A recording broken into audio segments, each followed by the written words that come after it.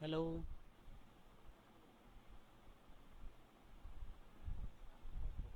Hello, শোনা যাচ্ছে? আমরা কি ready?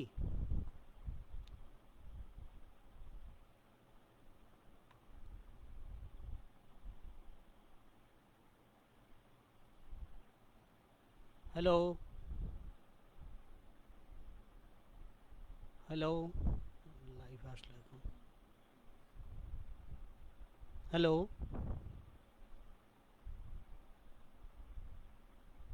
Hello, can you hear me?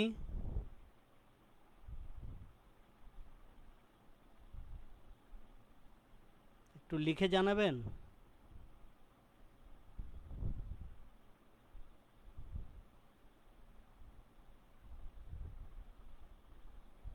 Hello,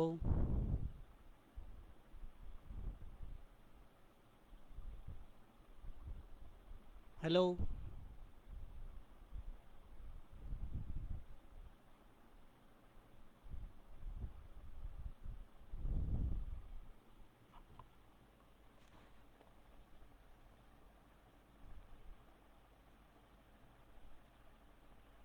not set.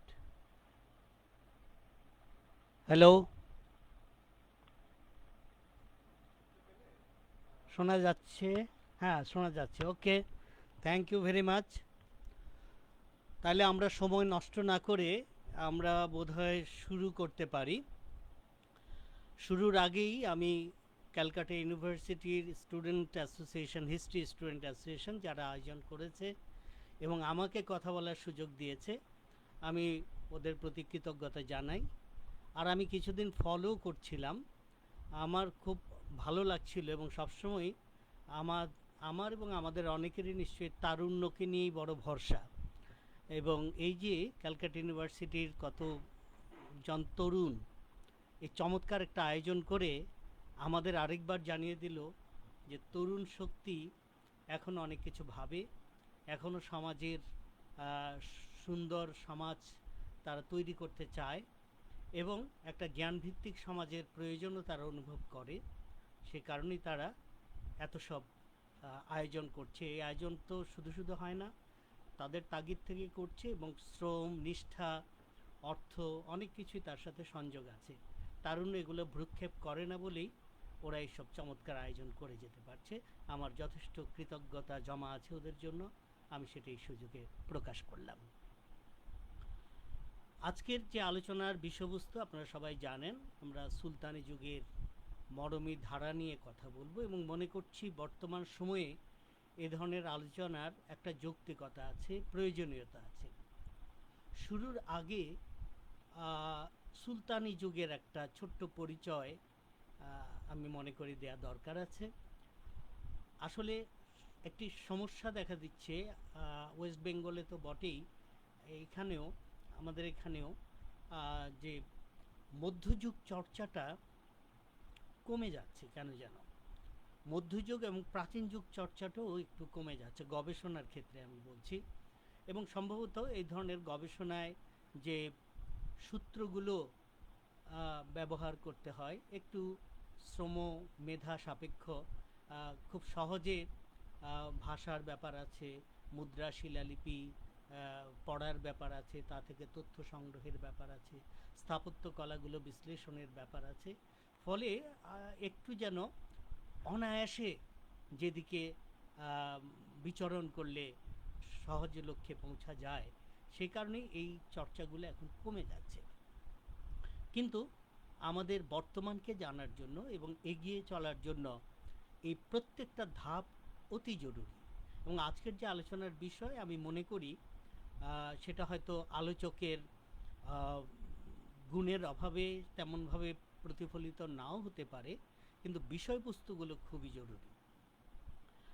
যাই হোক, সেই ব্যাপারটা তো আমরা অনুভব করছি, আরও করব।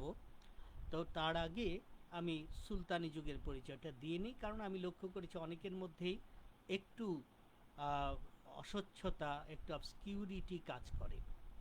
মধ্যযুগ বললেই আমি এখানেও একটু সাবধানতার সাথেই বলছি, একটা সময়ের পরে এখন আমাদের যুগ বিভাজন নিয়ে পলিটিক্যাল পয়েন্ট অফ ভিউ এবং ইকোনমিক পয়েন্ট অফ ভিউতে যুগ বিভাজনের নতুন নতুন সংজ্ঞা তৈরি হচ্ছে, তাতে করে যেটাকে একসময় প্রাচীন যুগ বলা হতো তার অনেকটাই এখন আদি মধ্যযুগ বা ইত্যাদি, সেগুলির হয়তো আলাদা যুক্তি আছে।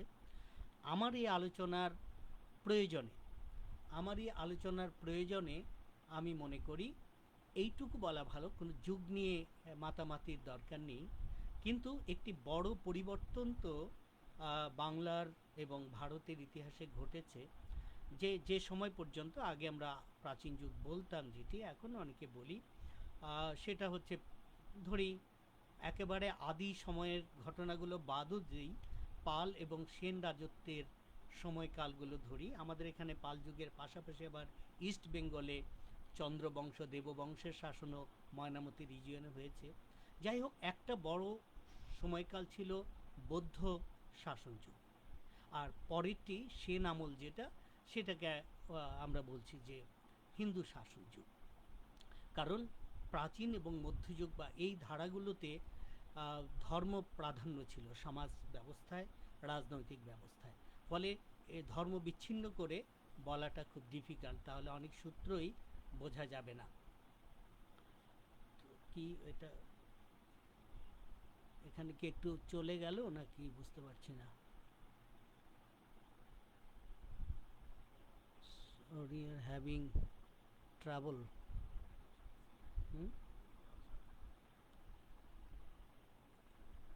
এখানে আমি জানি না, আমাদের স্ক্রিন থেকে ছবিটা চলে গেছে, এটা কি আপনারা কি দেখতে পাচ্ছেন?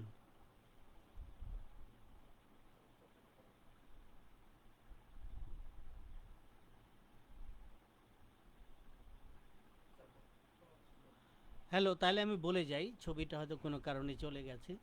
তো এখানে আমি যে কথাটি বলতে চাচ্ছিলাম, যে এই যে সময়কালের যে কথা, কারণ দুটো ধর্মের, হিন্দু এবং বৌদ্ধ ধর্মের দুটোই উৎস হচ্ছে ভারতবর্ষ, এবং দুই শাসন যুগে যারা শাসন করেছেন তারাও সর্বভারতীয়।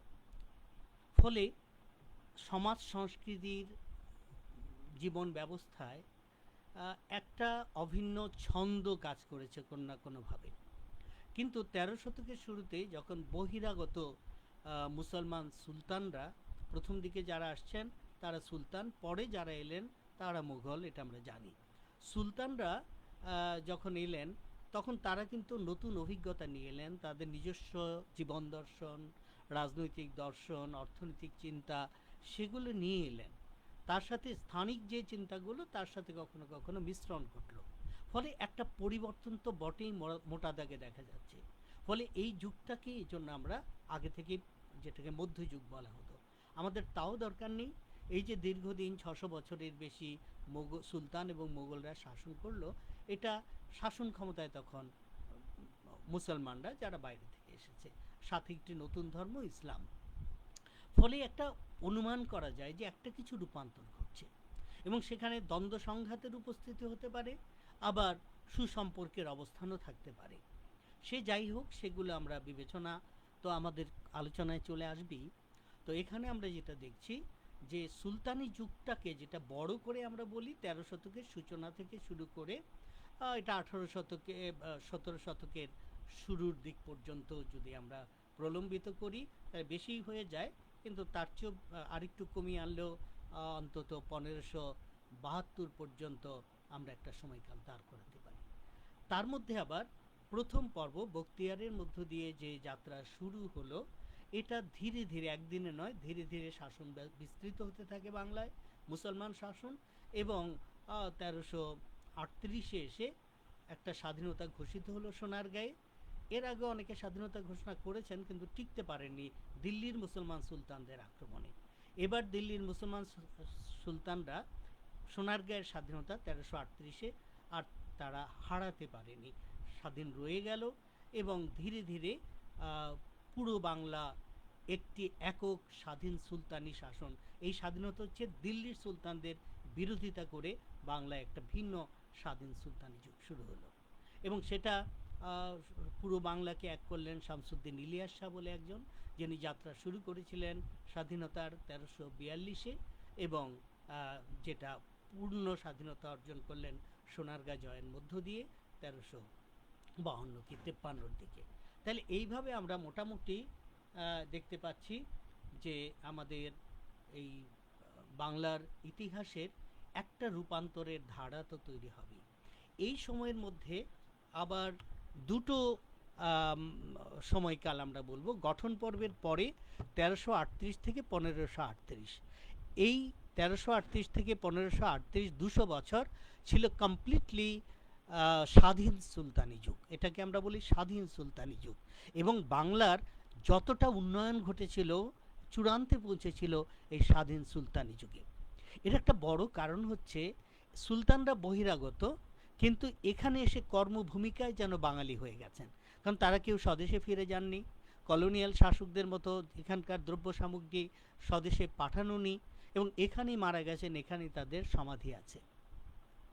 এবং এরা মোটামুটি তাদের বুদ্ধিমত্তা, শক্তি, সামর্থ্য প্রয়োগ করেছেন এদেশের উন্নয়নে। সে একটি ব্যাপার। আর তারপরে তো মোগল যুগ, এরা মাঝখানে একটু আফগান শাসন চললো, তারপরে মোগল শাসন। এই রাজনৈতিক ইতিহাসের গতিধারা নিয়ে আর আমি সময় দেব না। আমি এবার আমাদের মূল আলোচনায় আসি। এই সুলতানি শাসন, বিশেষ করে সুলতানি পর্ব মোগলদের আসার আগে, এই পর্বে নতুন করে তো মুসলিম সমাজের পতন ঘটছে, বিস্তার ঘটছে। আবার পাশাপাশি হিন্দু সমাজের প্রথম একটা সংকটের অবস্থা তৈরি হয়। এই সংকট থেকে আবার উদ্ধার পায় এই দুটো ঘটনা, অর্থাৎ হিন্দু সমাজ, মুসলিম সমাজ, মুসলিম সমাজের পতন ও বিকাশ, আবার পরবর্তীকালে হিন্দু সমাজের ক্ষয়িষ্ণু দশা থেকে আবার বের করে আনা। দুই জায়গায় যারা সাকসেসফুলি ভূমিকা রাখতে পেরেছেন তাদেরই আমরা বলি মিস্টিক ফিলসফার অথবা সুফি এবং বৈষ্ণব, যারা অর্থাৎ অধ্যাত্মবাদের মধ্য দিয়ে যারা একটা নতুন একটা সময় আমাদের উপহার দিয়েছেন। এগুলোই হচ্ছে খুব সরল করে আমরা যাকে বলি মরমীবাদ। এই মরমী সাধকরাই সফল হয়েছিলেন এদেশে। সফল হয়েছেন এই জন্য বলবো আরও, যে বাংলার বাস্তবতা যেটা ছিল সুলতানি যুগের শুরু থেকেই, এই যে আগে আমরা রাজনৈতিক প্রেক্ষাপটে এই জন্য বললাম, বাংলার সুলতানদের একটা সংকট তো ছিল। তার শত্রুপক্ষ হচ্ছে দিল্লির মুসলিম সুলতানরা, তাদের হাত থেকে বিচ্ছিন্ন করে বাংলা স্বাধীন করতে চেয়েছেন। সুতরাং তারা দিল্লির বিরুদ্ধে টিকে থাকার জন্য স্থানীয় মানুষকে তারা আস্থায় রাখতে চেয়েছেন।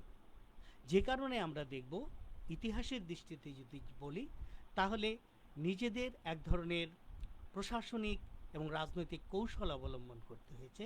এই কৌশলের কারণেই তারা একটা সুসম্পর্ক তৈরি করে রেখেছে বরাবরই স্থানীয় মানুষের সাথে, এই সমর্থনটা পাওয়ার জন্য প্রধানত। ফলে ইসলামাইজেশনের ব্যাপারটায় আমরা তেমন একটা মুসলিম শাসকদের হস্তক্ষেপের কোনো প্রমাণ পাই না, জোরালোভাবে দু একটি বিচ্ছিন্ন ঘটনা ছাড়া। কারণ তারা সুসম্পর্কটাই তাদের রাজনৈতিক প্রয়োজনে রক্ষা করা, প্রশাসনিক প্রয়োজনে রক্ষা করা প্রয়োজন মনে করেছিলেন। তাহলে এই যে বিশাল ইসলামাইজেশন যেটা হলো ধীরে ধীরে ক্রমে ক্রমে, এটা সম্পূর্ণ হয়েছে মরমীবাদী সুফিদের কারণে। এই সুফিদের নিয়ে যে গবেষণাগুলো হয়েছে, কারা আগে এলেন, কি আগে এলেন, এটা একরকম চলছিল ঠিকই, কিন্তু মাঝখানে একটা অত্যন্ত উল্লেখযোগ্য গ্রন্থ, সারা পৃথিবীতেই যথেষ্ট সুনাম করেছে গ্রন্থটি।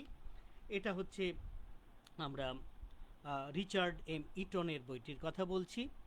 কিন্তু কিছু সমস্যা এই বইতে আমি লক্ষ্য করেছি, কারণ 20 শতকের এটা খুবই সারা জাগানো বই, the rise of Islam and the Bengal frontier, 1204 থেকে 1760 পর্যন্ত সময়কালের কথা, অর্থাৎ গঠন পর্বের ব্যাপারটাই তিনি আলোচনা করেছেন।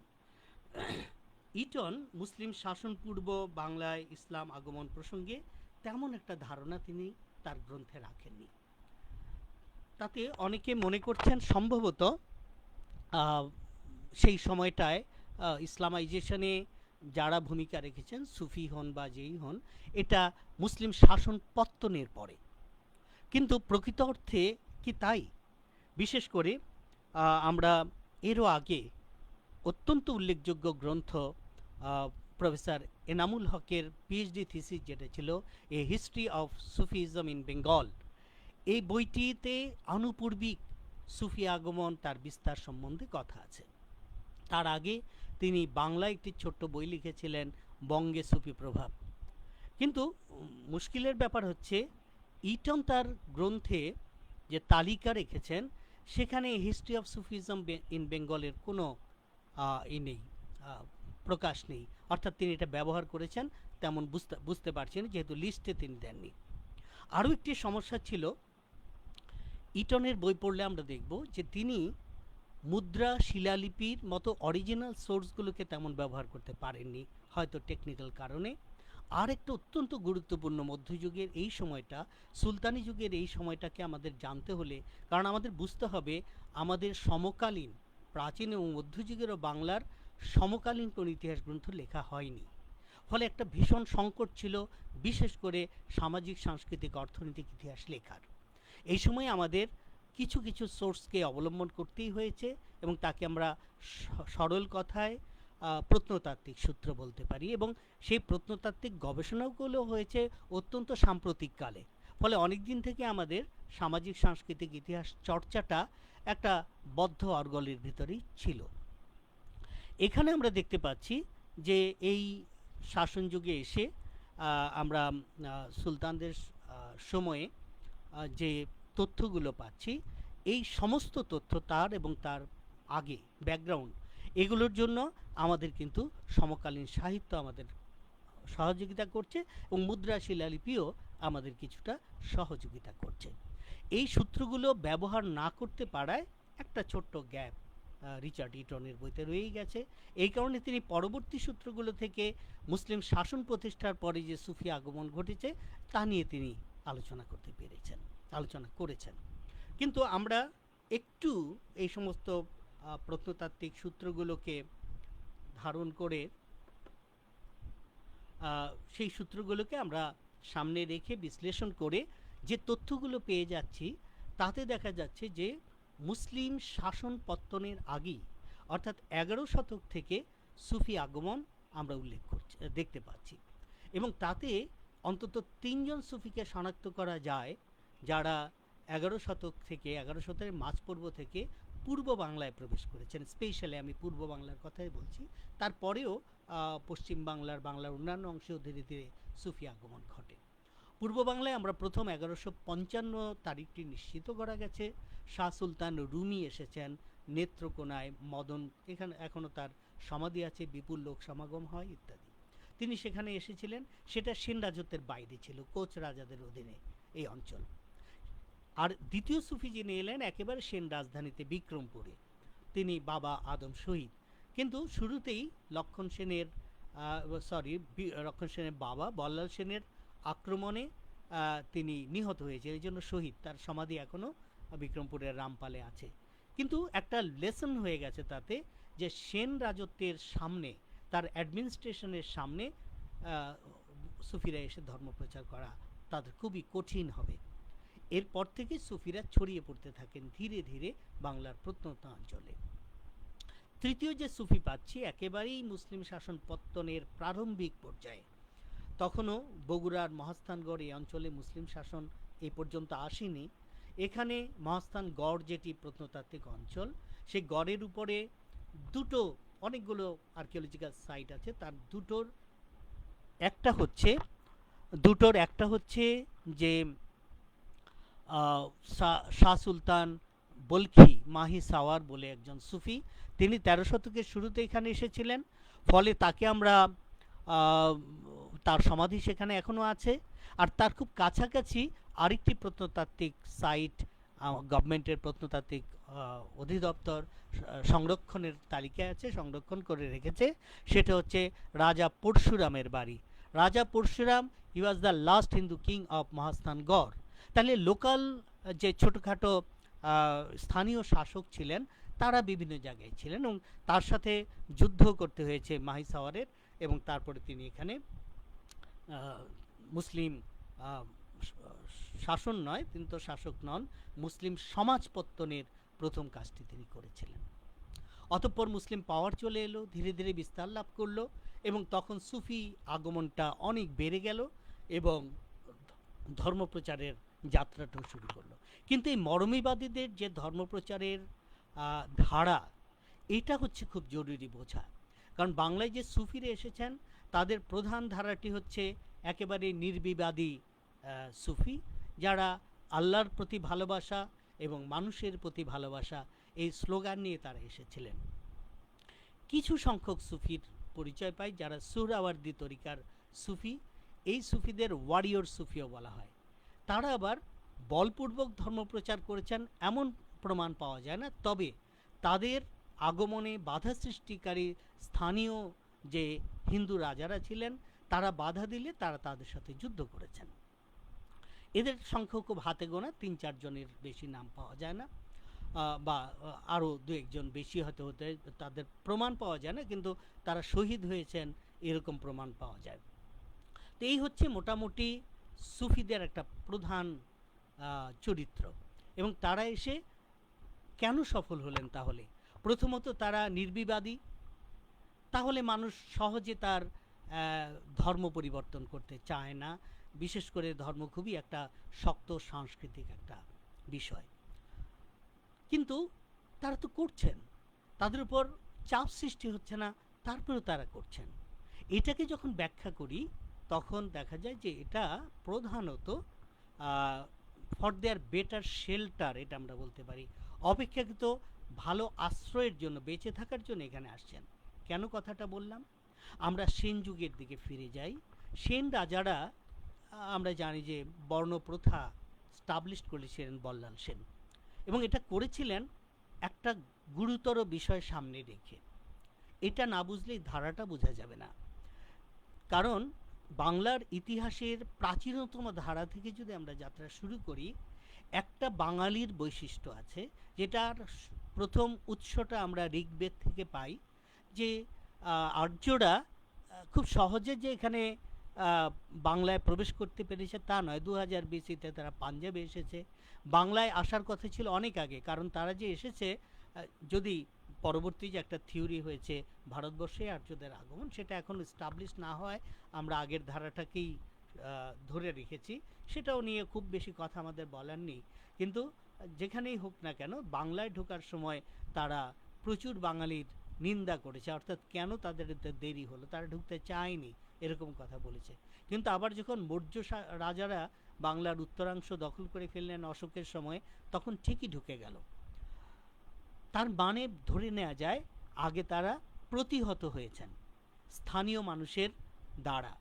এটাই হচ্ছে বাঙালির ক্যারেক্টার, যে কারণে মধ্যযুগের কবি ওই যে বলেছে, বিনা যুদ্ধে নাই দেব সুচগ্র মেদিনী। বাঙালি এই প্রতিবাদী ধারাটি বহু প্রাচীন। তারা সহজে কাউকে এখানে এসে সুবিধা নিতে বা আসন গেড়ে বসতে তারা কখনো দেয়নি। প্রতিবাদ করেছে, যুদ্ধ করেছে, হয়তো টিকেনি, হেরে গেছে, সেটা অন্য জিনিস। তো এখানেও আমরা দেখতে পাচ্ছি এই বাংলায় আর্যরা যখন ঢুকে গেল, এরপরে বিভিন্ন সময়, পাল যুগেই বা কি এত বড় শক্তিশালী পাল রাজা, বাঙালি রাজা, কিন্তু তারপরে তো কৈবর্ত বিদ্রোহ হয়ে গেল। অর্থাৎ এটি বাঙালির স্বভাবদত্ত। আমাদের ধারণা 11 শতকের মাঝামাঝি সেন রাজারা যখন ক্ষমতায় এলেন, তাদের মধ্যে একটা বাঙালি ভীতি থাকার কথা। কেন কথা? সেন রাজারা বাঙালি না, তারা কর্ণাট থেকে এসেছেন দক্ষিণ ভারতের, এবং তারা আইনগতভাবে শাসন ক্ষমতায় আসেননি। তারা সামরিক বাহিনীতে পালদের অধীনে চাকরি করতে এসেছিলেন। পালদের দুর্বলতার সুযোগে তারা ক্ষমতা দখল করে নিয়েছে। ফলে তাদের মধ্যে একটা ভীতি কাজ করেছে যে এই বাঙালি তো যে কোনো সময় প্রতিবাদ করে, এবং সম্ভবত যৌক্তিকতা এটাই বলে যে খুব তাড়াতাড়ি চতুবর্ণ বিভাজনের এই প্রথাটা তো ভারতবর্ষে আগেই ছিল, কিন্তু এই যে বর্ণপ্রথাকে রিএস্টাবলিশড আমরা বলবো, তারা করলেন ওই কারণেই যে এটা করে সমাজে তারা যারা বহিরাগত শক্তিমান, তারা ব্রাহ্মণ বড় সমাজে রইলেন, ক্ষত্রিয় যার হাতে এরাও বহিরাগত অস্ত্র আছে তারা দ্বিতীয় ক্ষমতায় রইলেন, বৈশ্য যাদের টাকা পয়সা আছে, ল্যান্ডলর্ড ব্যবসায়ী, তাদেরও হাতে রাখার দরকার আছে, কিছু কিছু অধিকার দিলেন। But rest of the people, সাধারণ মানুষ যারা, এই সব সাধারণ মানুষকে শূদ্র বলে কোণঠাসা করতে লাগলেন, কারণ ওদের হিসাব বিদ্রোহটা এরাই করবে। ফলে শূদ্রের উপর নানা রকম সামাজিক, ধর্মীয় অনেক শাস্তির কথা শোনানো হলো। তাদের লেখাপড়ার অধিকার দেয়া হলো না, তাদের জমিতে অধিকার থাকলো না, অর্থাৎ প্রায় নিরন্ন, এবং তাদের সাংঘাতিকভাবে তুচ্ছতা ছিল, ঘৃণিত করে রাখা হলো যাতে মাথা তুলে না দাঁড়ায়। তাহলে অমন একটা মানুষ গ্রামগঞ্জে যারা ছড়িয়ে আছে, সাধারণ নিম্ন শ্রেণীর হিন্দু স্পেশালি, তারা জমির অধিকার নেই, চাকরি পাচ্ছে না, পড়াশোনা করতে পারছে না, ফলে প্রায় নিরন্ন থাকতে হচ্ছে, দুবেলা পেট পুড়ে খাওয়ার সামর্থ্য তাদের নেই।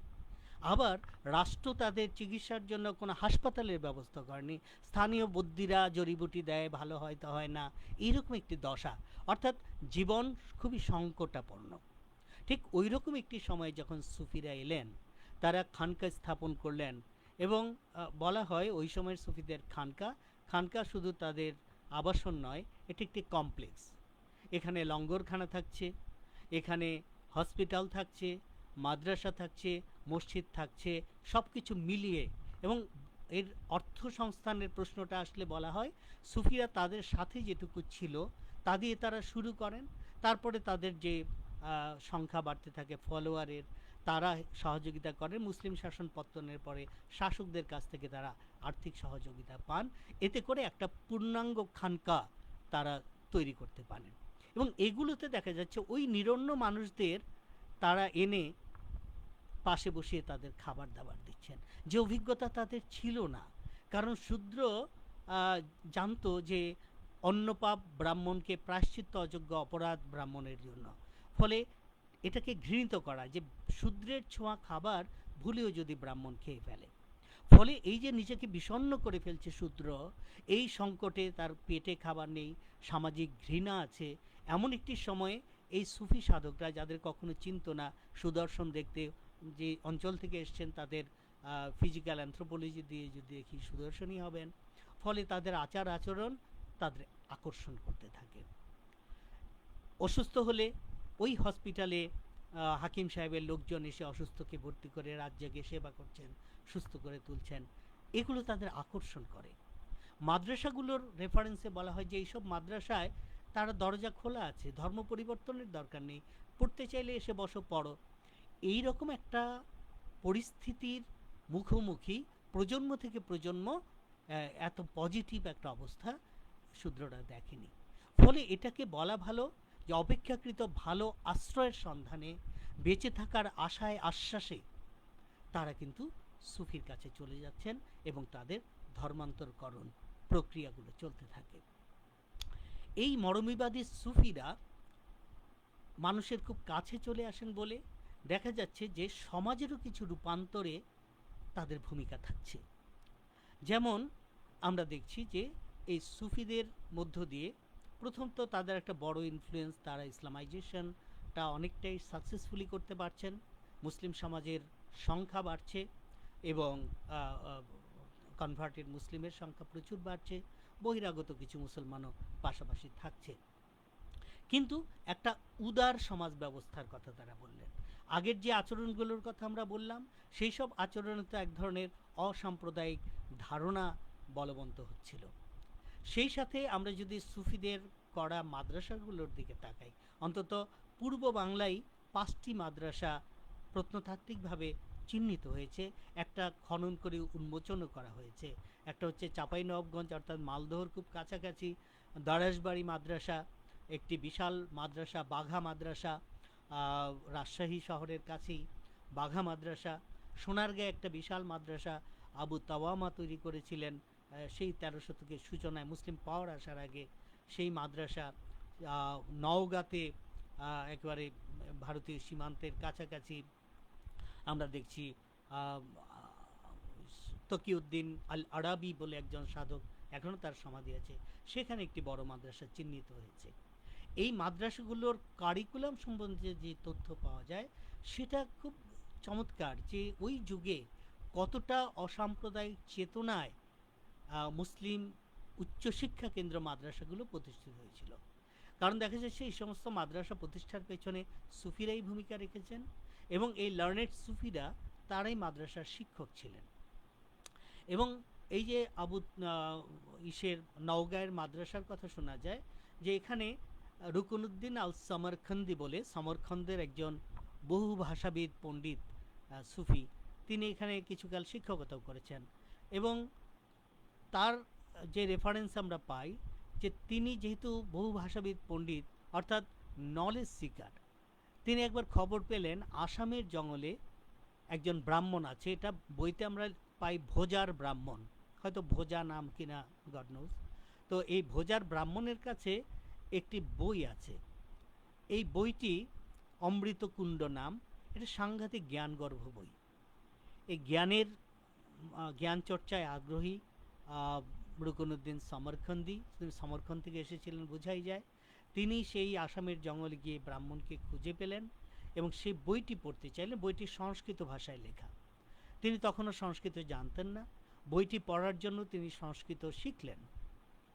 এরপরে তিনি এই বইটি পড়লেন, পড়ে তো সাংঘাতিক আলোকিত হলেন এবং বুঝলেন যে এত বড় জ্ঞানগর্ভ বই হোক না হিন্দুদের যোগশাস্ত্রের বই, এটি হিন্দুদের যোগশাস্ত্রের বই, কিন্তু এই জ্ঞান সবার জানা উচিত।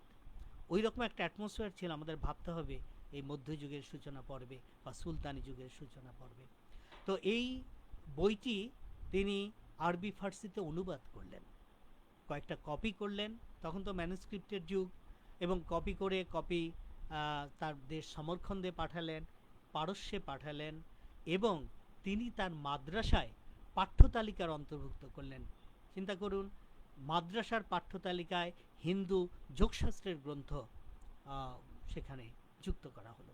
এছাড়াও দেখা যায় কোরআন হাদিসের বাইরেও বিজ্ঞান, গণিত, চিকিৎসাশাস্ত্র ইত্যাদি নানা সেকুলার ল ইত্যাদি নানা বিষয় পড়ানো হতো। এটি আমরা শিলালিপির সাক্ষীতে স্পষ্টই দেখি যে কোনো কোনো সুফি বা কোনো কোনো সুলতানকে বলছে আইন প্রণেতা, চিকিৎসার ক্ষেত্রে সুযোগ সৃষ্টিকারী, নানা রকম ইঙ্গিতগুলো পাওয়া যায় মাদ্রাসায়। তাতে বোঝা যায় এই সমস্ত বিষয়গুলো চর্চার সুযোগ। আর এই সব কিছু মিলে কিন্তু একটা অসাম্প্রদায়িক ধারার সৃষ্টিটা তখন হয়েছিল, যে কারণে যে 600 বছর পর্যন্ত সুলতানি এবং মোগল পর্ব মিলেই রাজভাষা ছিল ফার্সি, কিন্তু তাতে কোনো আপত্তি ছিল না। এটা আমরা আরও স্পষ্ট বুঝি ইংরেজ শাসন পত্তনের পরে। ইংরেজ শাসন পত্তনের পরে ধরি আমরা প্রথম যদি কোম্পানি শাসন থেকে যাত্রা শুরু করি, তখনও ওদের প্রশ্ন দাঁড়িয়েছিল যে কোর্ট ল্যাঙ্গুয়েজ, তাদের দাপ্তরিক ভাষা কি হবে। ইংরেজরা বুদ্ধিমান জাতি, সহজে বিগড়ে দিতে চায়নি যে একটা সংকট পড়লে আমরা আমাদের আসল উদ্দেশ্য কখন পূরণ করব। তাই তারা জানতে চাইলো, বুঝতে চাইলো এখানে দীর্ঘদিন ধরে কোন ভাষা চলছে। রাজভাষা চলছে ফার্সি। তারা কিন্তু চট করে নিজেরা কতটা ক্যাপাবল হবে না ভেবেই ফার্সি ভাষাই করে দিল, জানে কোনো একদিন এই পরিবর্তন চাইবে, তখন করে দেব। তাহলে বোঝা গেল যে 600 বছরের মুসলিম শাসন যুগে স্থানীয়দের ফার্সি ভাষার চর্চায় কোনো আপত্তি ছিল না, বা তারা নিজেদের অ্যাডজাস্ট করে নিয়েছে তার মধ্য দিয়ে। এটি সবই হয়েছে সুফিদের যে এক ধরনের যে মুক্ত চিন্তার ধারা, সেই মুক্ত চিন্তার ধারাটা এখানে। আরও একটি ব্যাপার আছে সুফিদের ক্ষেত্রে যদি আমরা বলি, যে বাংলা সাহিত্যকে আরও বেশি, আমরা জানি সুলতানি যুগে বাংলা সাহিত্যের একটা সাংঘাতিক দৃঢ় মূল প্রথিত হয়েছিল এই সময়ে। এবং এই সুলতানি যুগে আমরা দেখছি যে মুসলমান এই সুফি যারা, তারা কিছু কিছু সুফি সাহিত্য যেটাকে বলি, অর্থাৎ তাদের ফলোয়ারদের কিছু ধর্মকথা, তাদের চিন্তাগুলো, তাদের দর্শনগুলো তারা যে বলতেন, এগুলোর সংগৃহীত গ্রন্থ পাওয়া যায় কিছু। যেমন নামি হক, আলাউল হকের, উত্তর বাংলার সুফি আলাউল হকের সময়ে নামি হক বলে গ্রন্থ তৈরি হয়, শরাফত নামা বলে গ্রন্থ তৈরি হয়। এগুলোতে সুফি সংশ্লিষ্টতাগুলো বোঝা যায়, ফলে সুফি সাহিত্য যুক্ত হয় এখানে। সুফিদের বেশ কিছু চিঠি, বিশেষ করে 14th সেঞ্চুরির সুফি সেন্টসদের লেখা কিছু চিঠি, পাকিস্তানের বিখ্যাত ইতিহাসবেত্তা সৈয়দ হাসান আসকারি তিনি এগুলোকে সংগ্রহ করে তা ট্রান্সলেট করে বই প্রকাশ করেছিলেন এবং তাতে খুব ইউনিক জিনিস পাই। যেমন আমরা দেখছি যে কখনো কখনো কোনো সুফি শাসকদের কিছু পরামর্শ দিতেন এবং সেটা গভীরভাবে না বুঝলে মনে হবে যে একটু অন্যদিকে চিন্তা করার অবকাশ থেকে যায়। যেমন প্রথম দিকের যে ডাইনেস্টি হলো, যেটাকে স্বাধীন সুলতানি বাংলার ইলিয়াস শাহী ডাইনেস্টি। প্রথম শাসক ছিলেন শামসুদ্দিন ইলিয়াস শাহ, পরের শাসক ছিলেন সুলতান সিকান্দর শাহ, আর তৃতীয় শাসক ছিলেন গিয়াসউদ্দিন আজম শাহ। এই গিয়াসউদ্দিন আজম শাহর সময় তাকে চিঠি লিখে পরামর্শ দেন বিহারের একজন বিখ্যাত সুফি সৈয়দ তিনি হচ্ছেন নামটা ভুলে গেলাম, মনে পড়লে আমি বলবো, যে সেই সুফি তিনি বললেন যে আশরাফ জাহাঙ্গীর সিমনানি তিনি জানালেন চিঠি লিখে, সুলতান তোমার সতর্ক থাকা দরকার, কারণ তোমার রাজ দরবারে অমুসলিম অমাত্য আছে, তারা বোধহয় তোমার শাসনের বিরুদ্ধে ষড়যন্ত্র করছে।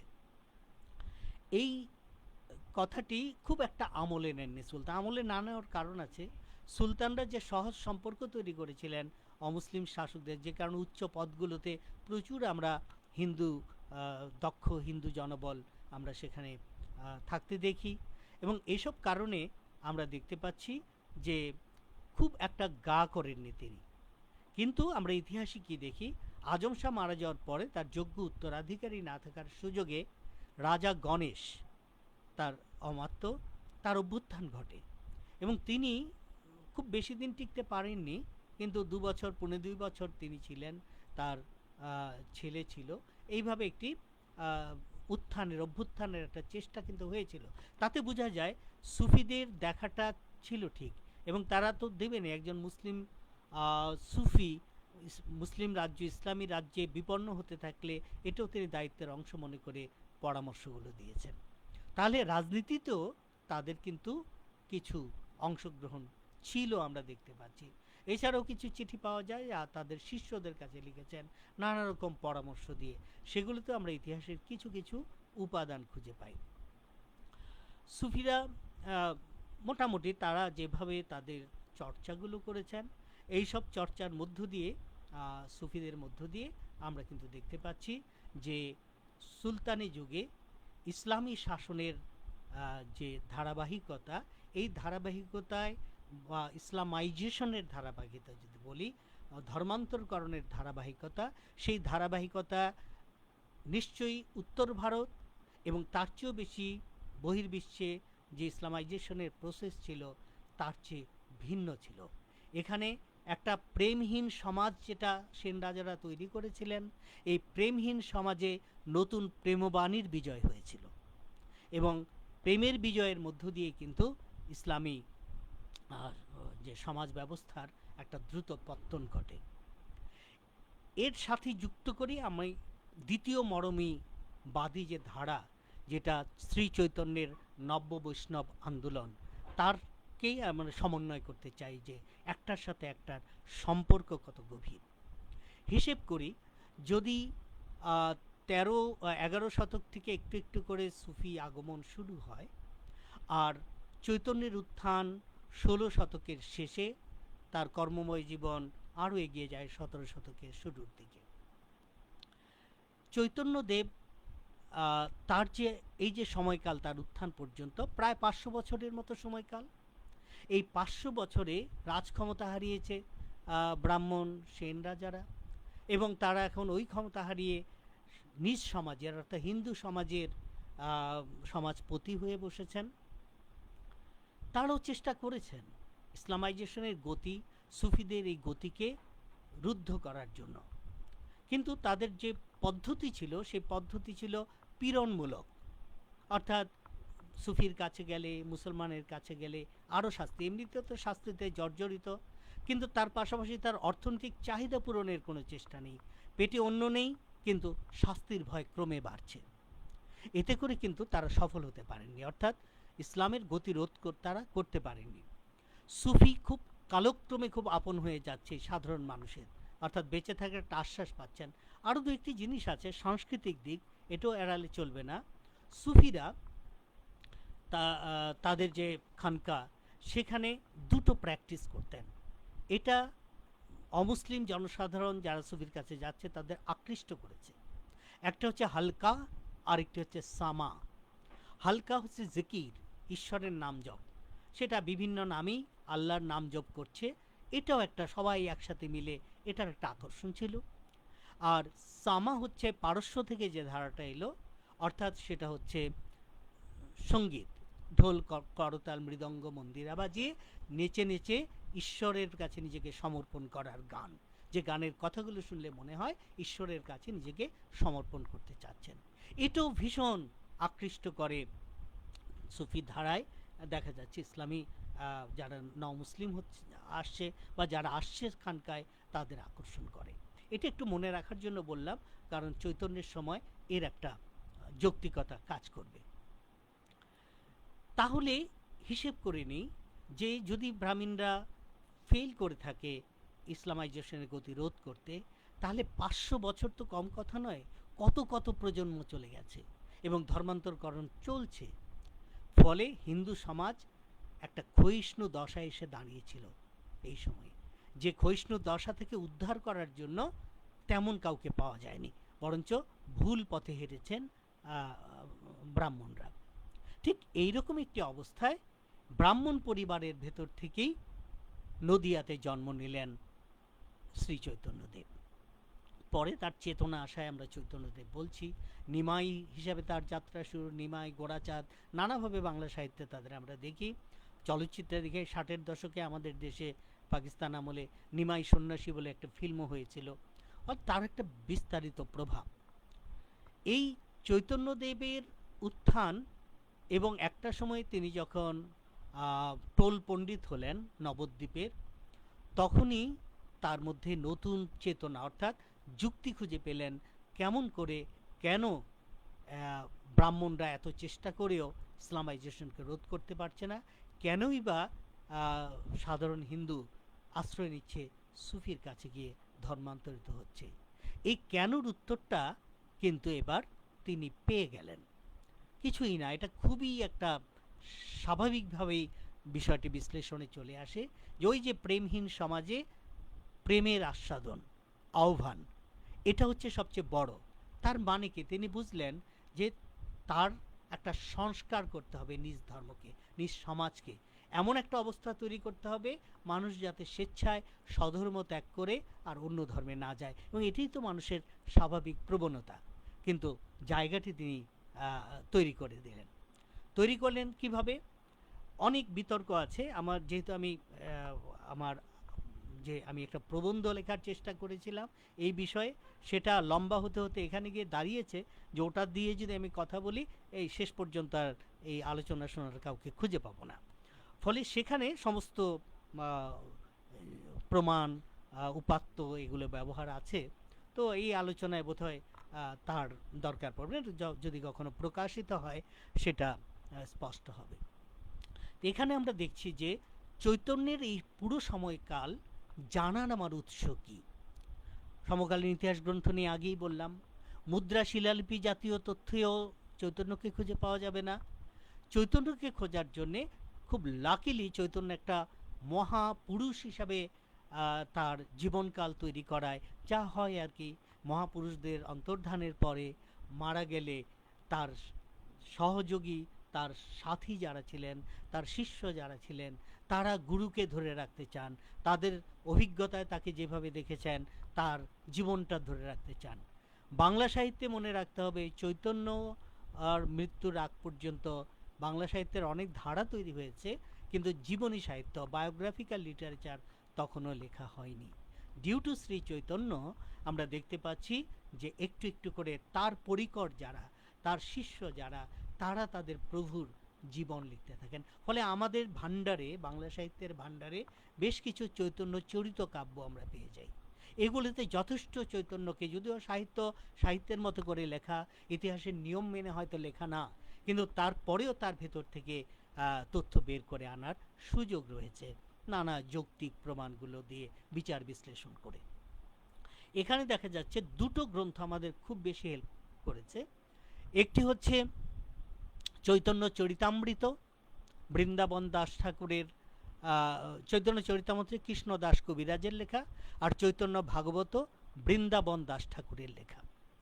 এবং এইগুলোতে আমরা সেই সমকাল, সেই সময়ের সুফিদের সাথে সংস্পর্শ, সেই সময়ের ইসের মেইনলি স্থানীয় যে প্রশাসক, মুসলিম প্রশাসক কাজীর সাথে সম্পর্ক এবং সুলতানের সাথে সংস্পর্শে কি কথা বেরিয়ে আসে, সেই চিত্রটি খুব জীবন্ত হয়ে দাঁড়ায়। তাতে করে চৈতন্যের উত্থান এবং তার যে বিকাশমান ধারা, তার যে অ্যাক্টিভিটিস, এগুলো আমাদের কাছে অনেক বেশি স্পষ্ট হতে থাকে।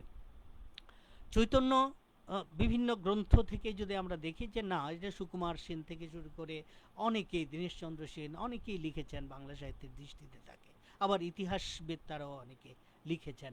তার নির্যাস নির্যাস থেকে যেটা দেখা যাচ্ছে, চৈতন্য সুফিদের সাথে তার কতটা সম্পর্ক ছিল কি ছিল না, বা কাছে থেকে দেখেছেন কি দেখেন নাই, কিন্তু তিনি যেভাবে তার নতুন সংস্কার করা ধর্মে প্রচার করার চেষ্টা করলেন, তার মধ্যে সাংঘাতিকভাবে সুফিদের প্রচার করা ধর্মের একটা মিল পাওয়া যায়। সম্ভবত এটাই তিনি চেয়েছিলেন। অর্থাৎ তিনি চেয়েছিলেন এই যে 500 বছর ধরে যে কারণে সুফিকে পছন্দ করে ফেলছে সাধারণ মানুষ, যদি সেই রক্ষণশীলতা থেকে নিজ ধর্মকে বের করে এনে নতুন করে সংস্কার করে সেই সুবিধাগুলো ওই রকম একটি সুবিধা, আশ্বাস বা সম্মান দিয়ে দেওয়া যায়, তাহলে সম্ভবত তারা আর অন্য ধর্মের দিকে যাবে না। এইভাবে তিনি সংস্কার করতে চেয়েছেন। যে কারণে আমি অনেক গবেষকের, খুব বড় বড় রমাকান্ত চক্রবর্তী থেকে শুরু করে যারা বৈষ্ণব নিয়ে দুর্দান্ত গবেষণা গ্রন্থ লিখেছেন, একটা জায়গায় আমার একটু আপত্তিও বলবো না, এক ধরনের দ্বিতীয় চিন্তার অবকাশ আছে বলে মনে করি। সেটা হচ্ছে চৈতন্য ইজম বা নিউ বৈষ্ণব ইজম বলছেন। ইজম বলায় আমার কেন যেন সায় থাকে না। না থাকার কারণ এই যে ইজমটা হচ্ছে একটি নতুন মতবাদ। মার্কসিজম, লেনিনিজম বা পাশ্চাত্যের লোকজনরা ইসলামকে বলে মোহাম্মডিজম, অর্থাৎ নতুন একটি মতবাদ দেয়া।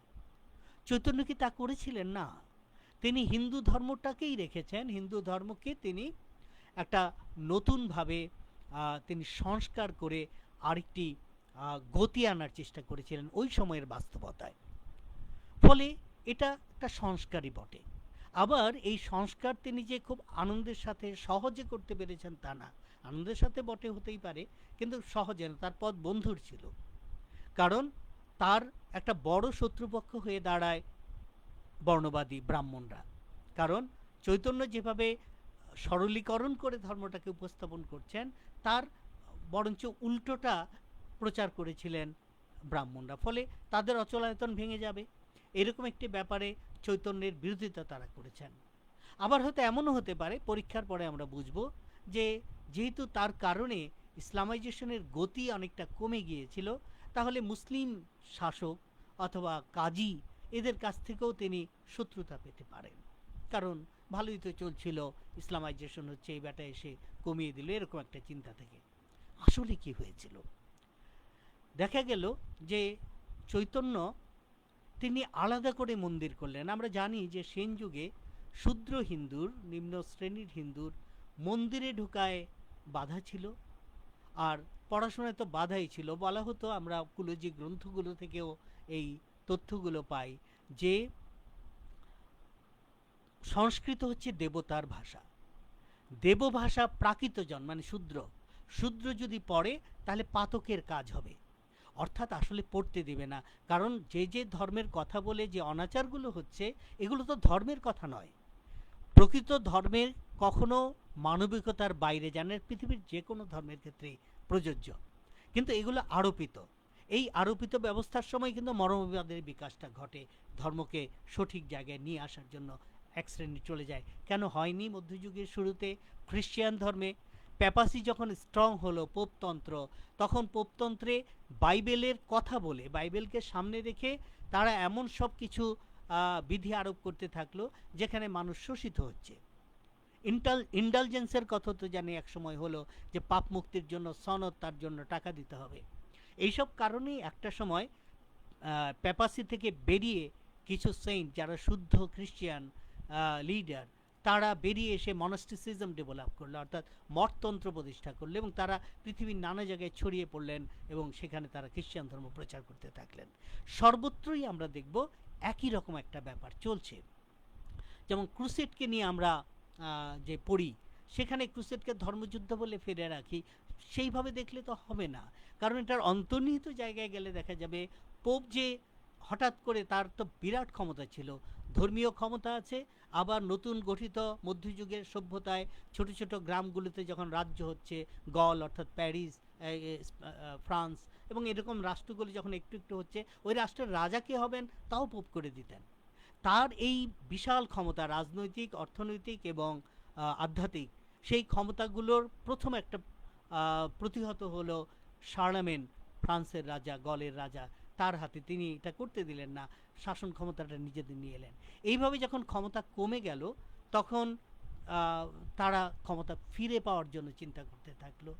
আবার ভারতীয় অঞ্চলে ব্যবসা করে বড়লোক হওয়ার যে মানসিকতা ইউরোপিয়ানদের ছিল, প্রথম দিকে আমরা ভ্যানিসের ইসেদের ব্যবসায়ীদের এদিকে আসতে দেখি, এবং তখন বলাই হতো ভূমধ্যসাগর যার নিয়ন্ত্রণে, ভারতের ব্যবসা তার নিয়ন্ত্রণে ওদের এটা ছিল। কিন্তু মুসলমানরা যখন ইসলামাইজেশনের সূচনার দিকে ইউরোপে শুরু করে, স্পেন দখল করলেন, কনস্টান্টিনোপলে চলে এলেন, তখন এই ক্ষমতাটা তাদের, সমুদ্রের উপর ক্ষমতাটা কমে গেল। আর সেই সুযোগেই আরবের বণিকরা এসে জায়গাটা দখল করে ভারতের বাণিজ্যের দিকে চলে গেল। তাহলে দুজনের ক্ষতি হয়ে গেছে। একটা হচ্ছে ব্যবসায়ীদের, ইউরোপিয়ান ব্যবসায়ীদের, খ্রিস্টান ব্যবসায়ীদের, এভাবে বলা ভালো, আরেকটা হচ্ছে পোপের। সুতরাং এই দুটো উদ্ধার করার একটা বড় ব্যাপার ছিল। একটা সূচনা তো পাওয়াই গেছে ধর্মীয় জেরুজালেম ইস্যু, এবং তার মধ্য দিয়ে কিন্তু ক্রুসেডের মতো ভয়ঙ্কর যুদ্ধগুলো একের পর ঘটেছে। শিশু ক্রুসেডও আমরা দেখেছি। ফলে বোঝা যায় যে ধর্মীয় নেতারা যখন খুব আগ্রাসী হয়ে যায়, এখন ইসলামী জঙ্গিবাদ যখন দেখি, ওই দেখব যে ঘটনাগুলোর মধ্যে প্রায় এক, ওই সুবিধার ফসল ঘরে তোলার জন্য তারা তখন খুব অমানবিক হয়ে যায়। চৈতন্য এই দশাটি ঠিকই বুঝতে পেরেছিলেন, এবং বুঝতে পেরেছিলেন বলেই তিনি বুঝেছেন যে এখন মানুষকে ফিরিয়ে আনতে হলে যেই সুবিধাগুলো, যেই আনন্দগুলো সুফির কাছে গিয়ে পাচ্ছে, সেটা আমার ফিরিয়ে আনতে হবে। এই জন্য তিনি আলাদা করে মন্দির করলেন, বৈষ্ণব মন্দির করলেন, এবং সেই সব মন্দিরে দরজা খুলে দিলেন সর্ব শ্রেণীর, অর্থাৎ শূদ্র থেকে ব্রাহ্মণ সবাই আসতে পারো সেখানে। এটা তো একটা বড় বিপ্লব, এবং এই বিপ্লবটা নিশ্চয়ই বর্ণহিন্দু মানবে না। তারা তাদের উল্টোটা বলে আসছেন যে একেবারে মহাপাতকের কাজ হবে যদি শূদ্র প্রবেশ করে বা ধর্মগ্রন্থ পড়ে ইত্যাদি। তাহলে তো একটা বিরোধিতা তৈরি হয়ে গেল। ঠিক এইরকম একটি সময়ে আমরা চৈতন্য চরিত গ্রন্থে বেশ কিছু উল্লেখযোগ্য তথ্য পেয়ে যাই। যেমন সেখানে বলা হচ্ছে যে তিনি চৈতন্যের প্র্যাকটিসের মধ্যে তিনটা প্র্যাকটিসের কথা এখানে না বললেই নয়, যেটা একেবারেই বোঝা যায় সামা এবং হালকা থেকেই জিনিসটা নিজের মতো করে এখানে নিয়ে আসছেন। সামাজি হালকা জিকির, তিনি শুরু করলেন কীর্তন, হরে কৃষ্ণ হরে রাম রাম রাম হরে, হরে রাম হরে কৃষ্ণ কৃষ্ণ কৃষ্ণ হরে। এই জিকিরগুলোর পরে সামাটা তাদের আকৃষ্ট করলো।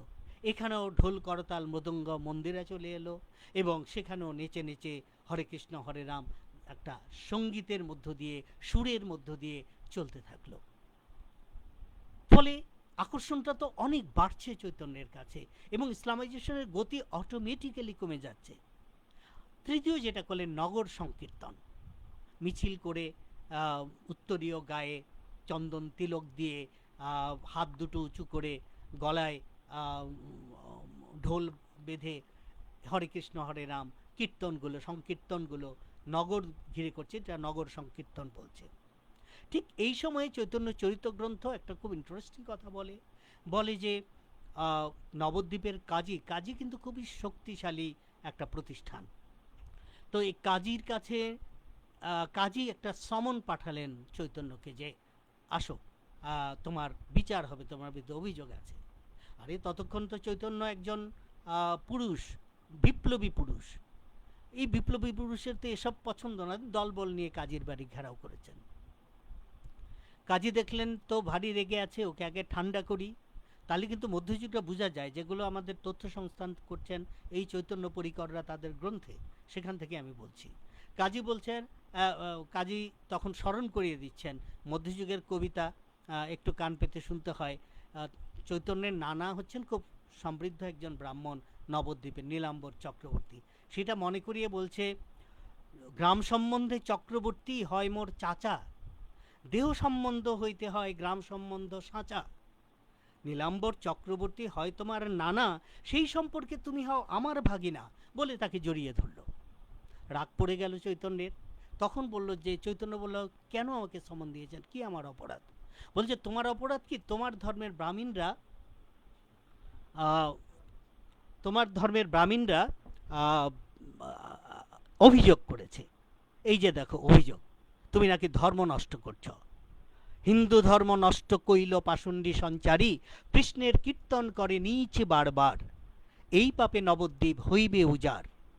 হিন্দু ধর্মে ঈশ্বর নাম মহামন্ত্র জানি, সর্বলোকে শুনিলে মন্ত্রের বীর্য হয় হানি। আর দেখেন এই লোক চৈতন্য সবাইকে নিয়ে, শূদ্র টুদ্র সবাইকে নিয়ে ঈশ্বর নাম করে আমার ধর্মকে নষ্ট করছে।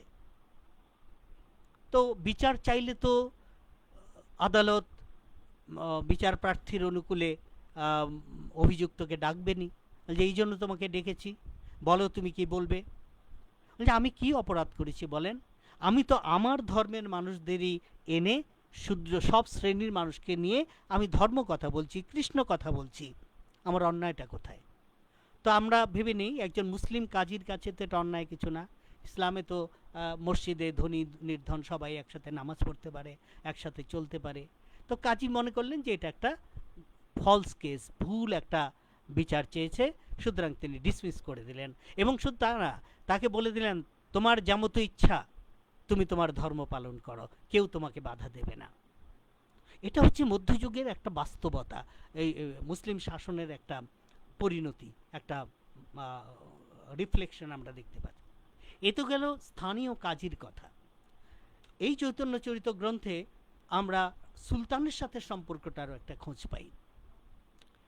আলাউদ্দিন হুসাইন শাহ তখন বাংলার সুলতান। আমরা জানি সুলতানি শাসন যুগে যে কটি বংশের শাসন চলেছে, শেষ বংশটি হচ্ছে হুসাইন শাহী বংশ, এবং সবচেয়ে উজ্জ্বল বংশ এটা। এর নাম ভূমিকায় যিনি আলাউদ্দিন হুসাইন শাহ, তার সময়েরই শ্রী চৈতন্যদেব। আলাউদ্দিন হুসাইন শাহের একটা ছোট্ট পরিচয় এইভাবে যদি দেয়া যায়, তিনি তার দরবারে সবচেয়ে সেন্সিটিভ উচ্চ পদগুলো হিন্দুদের দিয়েছেন। এরকম একটি চমৎকার সম্পর্ক তাদের সাথে ছিল। যেমন তার শল্য চিকিৎসক মুকুন্দ রায়, তিনি তার নিজের ব্যক্তিগত চিকিৎসক, সেই দায়িত্ব নিশ্চিন্তে হিন্দুর হাতে দিতে পেরেছিলেন। রূপ সনাতন দুই ভাই যারা বৈষ্ণব ভক্ত, এই দুই ভাইকে তিনি একেবারে সেক্রেটারিয়েটের প্রধান করে দিয়েছেন, তার একেবারে প্রশাসনের মূল জায়গায় তাদের বসিয়েছেন। গোড়াই মল্লিক সেনাপতি, তিনি সুলতানের সবচেয়ে সেন্সিটিভ জায়গা ছিল উড়িষ্যা, ওই জায়গাটায় তার আমলে উড়িষ্যা তার অধিকারে আসেনি। ওই উড়িষ্যার হিন্দু রাজারা তার বিরুদ্ধে বারবারই যুদ্ধ করার চেষ্টা করেছে, ওই সীমান্তের দায়িত্ব গোড়াই মল্লিককে দিয়েছেন। এইভাবে আমরা দেখতে পাচ্ছি যে আলাউদ্দিন হুসাইন শাহ একটা সাংঘাতিক নন কমিউনাল জায়গা তৈরি করেছিলেন। সুতরাং আমরা মুদ্রা থেকেও দেখি যে হঠাৎ দেখা গেল, একটু এই জিনিসটা যুক্ত করি, হঠাৎ মনে পড়লো, মুসলিম মুদ্রার একটা বড় ব্যাপার ছিল, এটা আরবিতে, ভাষা রাজভাষা ফার্সি, তো মুদ্রার এবং শিলালিপির লিপিগুলো প্রধানত হতো আরবি।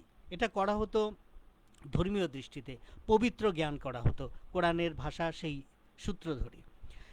সেখানে হঠাৎ দেখা গেল যে মসজিদের শিলালিপিতে স্টেরিওটাইপ জিনিস থাকে, কে বানালেন, সুলতানের নাম, স্থানীয় শাসকের নাম, ডেট এবং একটা হাদিস থাকে তাতে সাধারণত।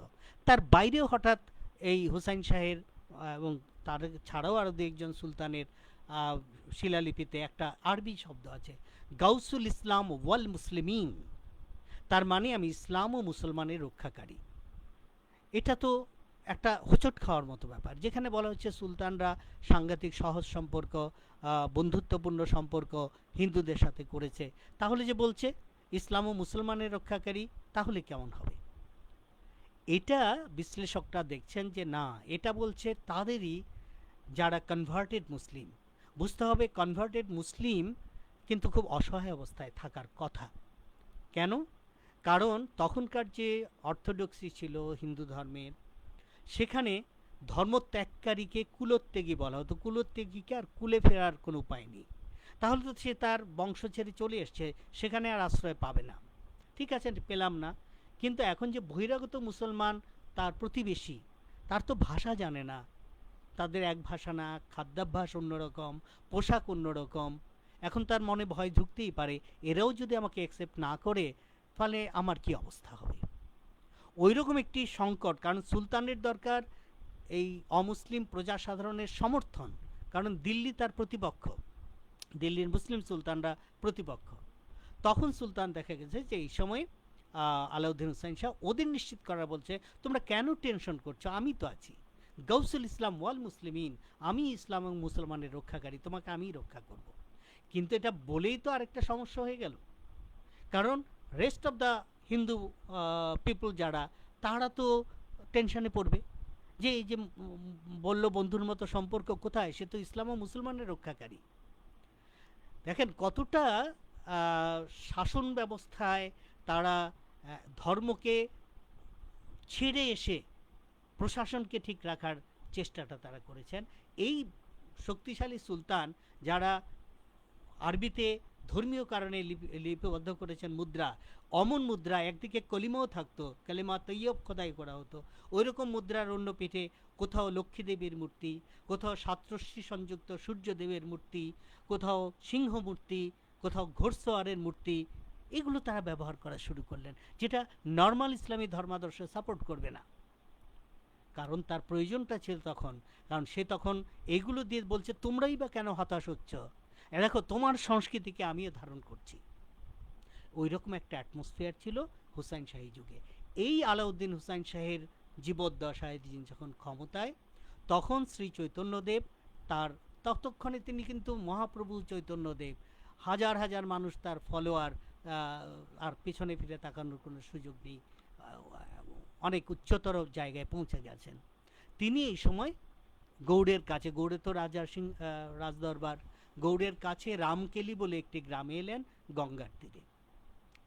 এই রামকেলি গ্রামে আসছেন, এই খবর সুলতানের দরবারেও চলে গেছে।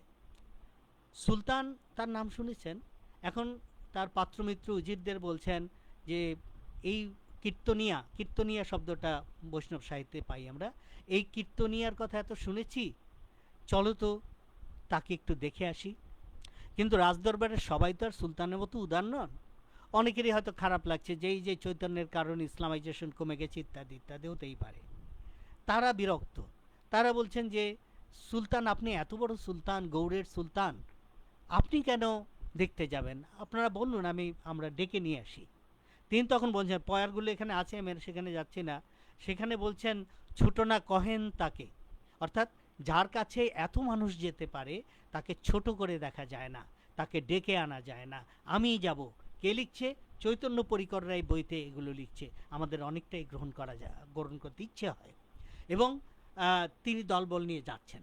তখনও বলা হচ্ছে যে তার কানে কুমন্ত্রণা দিচ্ছে এই পাত্রমিত্ররা, বলছে যে আপনি গিয়ে আদেশ দিয়ে তাকে দেশছাড়া করে দেন, সে ইসলামের ক্ষতি করছে, এই সেই নানা কথা। সুলতান বলছেন ঠিক আছে, আমি আগে যাই, গিয়ে তারপরে আমি বিবেচনা করব। তিনি গেলেন, চৈতন্যকে দেখলেন, তার সাথে কথা হলো। অতঃপর চৈতন্য গ্রন্থগুলো বলছে সবাই মুখ চাওয়াচাই করছে, এখনই একটা সিদ্ধান্ত হয়তো সুলতান দেবেন। সুলতান দিলেন, তিনি নগর কোতোয়ালকে ডাকলেন। কোতোয়াল মানে পুলিশ প্রধান যিনি নগরের, অর্থাৎ আমাদের এখানে যাদের ওসি সাহেব বলি, তো এই কোতোয়ালকে ডাকলেন। সবাই ভাবলেন এবার একটা শাস্তি হয়ে যাবে। ডেকে বললেন, সেই পয়ারগুলো বলতে পারলে ভাল লাগতো, আমি আর পৃষ্ঠা উল্টাতে চাই না। সেখানে তিনি বললেন যে এই কীর্তনিয়া, তার যেমতো ইচ্ছে তিনি ধর্মপ্রচার করবেন, যদি তাকে কেউ বাধা দিতে আসে কোতোয়াল, তুমি তার জীবন নেবে।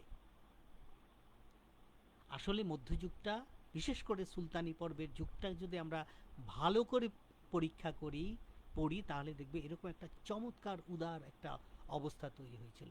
আর সেই অবস্থাতে দাঁড়িয়ে চৈতন্যদেব তার যে ধর্মীয় চিন্তাগুলো, তিনি যে সংস্কারের চিন্তা করেছিলেন, এই সংস্কারের চিন্তাটা তিনি অনেকটাই সফলভাবে প্রয়োগ করতে পেরেছিলেন। এবং পেরেছিলেন বলেই আমরা দেখতে পাই চৈতন্য উত্তর যুগে সমাজে সুফিদের যেমন অনেকগুলো প্রভাব আমরা লক্ষ্য করেছি, এই সময়েও আমরা দেখছি যে চমৎকার কিছু প্রভাব চৈতন্যের মধ্য দিয়ে তৈরি হয়েছে। ওই সুফির মতো করেই তারাও কিন্তু একটা অসাম্প্রদায়িক মনোভাবের জন্ম দিয়েছিলেন। বৈষ্ণব ভক্ত যারা, তারা কখনোই কট্টর ধর্মবাদী হননি, অন্য ধর্মের উপর তাদের প্রতিশোধ স্পৃহা বা এরকম কিছু তাদের মধ্যে ছিল না। অর্থাৎ যে একটা সহজিয়া রূপ, একটা সরল জীবন ব্যবস্থা চৈতন্যের মধ্যে দিয়ে এসেছিল, যেটা এর আগে সুফিদের মধ্য দিয়ে এসেছিল। এই জন্য আমাদের মনে হয়, আমরা তো সুলতানি যুগের ভেতরে আছি, মোগল যুগের শেষ দিকে এসে বাউল মতবাদের বিকাশ ঘটে, লালন সাদের আমরা পেয়ে যাই। এবং আমার ইতিহাসের ছাত্র হিসেবে বারবার মনে হয়, যদি না বাংলায় সুফিবাদের বিকাশ না ঘটত, যদি না বাংলায় শ্রী চৈতন্যদেবের নব্য বৈষ্ণব আন্দোলন না হতো, এই দুটো যে অসাম্প্রদায়িক উদার জীবন ব্যবস্থার বীজ বপন করেছিল, সেই বীজ থেকেই যে নতুন চারা উদ্গীরণ হলো, ওটাই হচ্ছে বাউল মতবাদ। আমি ব্যক্তিগতভাবে তেমনটি মনে করি, এবং একটার পরিপূরক হিসেবে আরেকটা দাঁড়িয়েছে। এই জায়গাগুলো যদি আমরা ঠিকমতো অনুভব করতে না পারি, এই যে দেখি যে এখানেও তো চৈতন্যের কারণে সাহিত্যের একটা বিরাট প্রতিফলন পড়লো আমাদের বাংলা সাহিত্যে। ওই যে বললাম, জীবনী সাহিত্য, বায়োগ্রাফিক্যাল লিটারেচারের আগে ছিল না, চৈতন্যের কারণেই বায়োগ্রাফি হলো। শুধু হলো না, চৈতন্য উত্তর যুগে ধীরে ধীরে তার যে কীর্তন, তার অনেক রূপ হলো। আমরা জানি সেই নাম কীর্তন থেকে রসকীর্তন, এই কীর্তনগুলো হলো, সেখানে রাধাকৃষ্ণ উপজীব্য হয়ে গেলেন সিম্বলিকভাবে, জীবাত্মা পরমাত্মার সেই আদি ধারণা থেকে এটা উৎসারিত হলো। এবং এই কারণে সাহিত্যে রাধাকৃষ্ণের পদাবলীর অভাব নেই, পদাবলীগুলো তৈরি হলো। এই 17 শতকের দিকে এসে ভালো করে যখন মুসলিম কবিরা বেরিয়ে এলেন, তারাও কিন্তু এটা এড়াতে পারলেন না, তাদের মধ্যেও তার প্রভাব পড়ল। এবার তারা বায়োগ্রাফি লেখার চিন্তা তারাও করলেন। তারা কার বায়োগ্রাফি লিখবেন? তাদের দেবদেবী নেই, কিছু নেই, ফলে রসুলকেই তারা নিয়ে এলেন। সৈয়দ সুলতান লিখলেন রসুল বিজয় পুঁথি লিখলেন। আবার যখন রোমান্টিক কাব্যগুলো রাধাকৃষ্ণের কারণে তৈরি হতে থাকলো, এই রোমান্টিক কাব্যগুলোর লিখতে ইচ্ছে হলো মুসলিম কবিদের, তারা আরেবিয়ান টেলস থেকে প্লট নিয়ে এলেন। তারপরে ইউসুফ জলেখা লিখলেন, শিরি ফরহাদ লিখলেন, লাইলি মজনু কাব্য লিখলেন।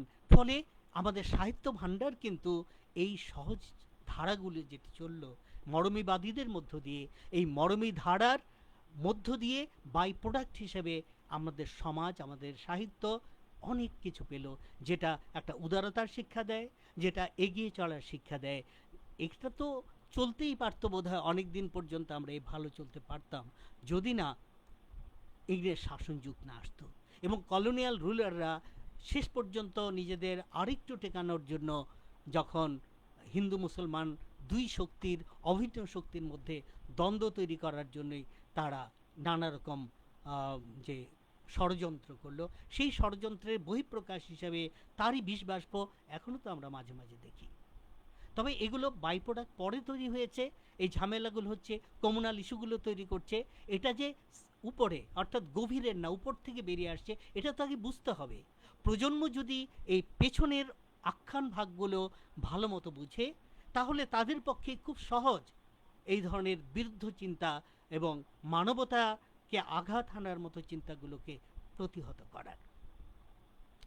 আমার মনে হয় আর ধৈর্যচ্যুতি ঘটানো আমার উচিত হবে না। আমরা প্রায় 1 ঘন্টার মতো কথা বলে ফেলেছি, তো আমি এখানেই রাখতে চাই। আপনারা সবাই ভালো থাকুন, এবং আবারও যারা এই আয়োজন করেছেন চমৎকার, তাদের প্রতি আমি কৃতজ্ঞতা প্রকাশ করছি। ভালো থাকবেন সবাই।